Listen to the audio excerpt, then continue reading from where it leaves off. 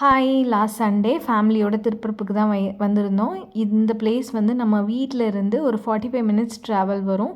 So இது ஒரு அருமையான பிளேஸ். இயர்லி ஒன்ஸ் நான் கண்டிப்பாக இங்கே வருவேன். மெயின் ஃபால்ஸ்க்கு நாங்கள் போகல. ஏன்னா அங்கே க்ரௌட் ரொம்ப அதிகமாக இருந்துச்சு. போலீஸ் வந்து டைமிங் கொடுத்து தான் குளிக்க அலோவ் பண்ணுறாங்கன்னு சொன்னாங்க. ஸோ அதனால் இந்த இடத்துக்கு வந்திருந்தோம்.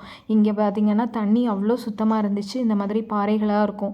நமக்கு பிள்ளைங்களுக்கு வந்து பயம் இல்லாமல் நல்லா அவங்க என்ஜாய் பண்ணி குளிக்கலாம். அந்த அளவுக்கு உட்காந்து குளிக்கிற மாதிரி ஒரு நல்ல பிளேஸு. ரொம்ப அருமையாக இருந்துச்சு. தண்ணி குளுமையாக நல்ல குட்டீஸுங்க என்ஜாய் பண்ணாங்க. ஸோ நீங்கள் வந்து நேச்சர் லவ்வராக இருந்தீங்கன்னா கண்டிப்பாக இந்த பிளேஸ்க்கு வாங்க. உங்களுக்கு ஒரு நல்ல என்ஜாய் பண்ணுற மாதிரி இருக்கும் இந்த இடம். குட்டீஸுங்கெல்லாம் ஃபேமிலியோடு வந்திருந்தாங்க. நிறைய பேர் பிரியாணி அது இதுன்னு எடுத்துகிட்டு வந்து இந்த தண்ணிக்குள்ளே உட்காந்தே சாப்பிட்டுட்டு இருந்தாங்க. நாங்கள் சாப்பிட்டுட்டு அப்படியே குளிக்கிறாங்க. அந்த மாதிரிலாம் இருந்துச்சு. பார்க்குறதுக்கே அவ்வளோ அழகாக இருந்துச்சு. இங்கே பாறையெல்லாம் நிறைய இருக்கும். ஸோ நம்ம ரெஸ்ட் எடுக்கணுன்னா கூட இங்கே உட்காந்து ரெஸ்ட் எடுத்துக்கலாம். இங்கே பாருங்கள், எல்லோரும் உட்காந்து சாப்பிட்டுட்டு அப்படியே இங்கே குளிக்க வருவாங்க. ஸோ நல்ல ஒரு அழகான இடம். எல்லாருக்குமே இது பிடிக்கும் இந்த பிளேஸு. மேலெல்லாம் வெஹிக்கிள்ஸ் பார்க் பண்ணியிருப்பாங்க. நீங்கள் வரதா இருந்தால் கீழே கொஞ்சம் இறங்கி வரணும்.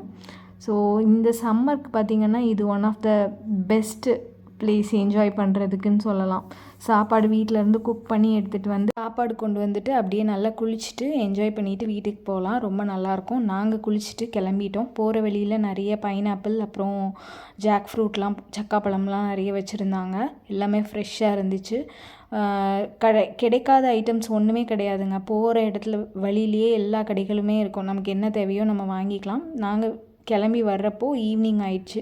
வர வழியில் ஒரு பேக்கரியில் சூடாக டீ அப்புறம் பஜ்ஜி போண்டா எல்லாம் சாப்பிட்டுட்டு அப்படியே வீட்டுக்கு கிளம்பிட்டோம். நாளைக்கு இன்னொரு vlogல பார்க்கலாம்.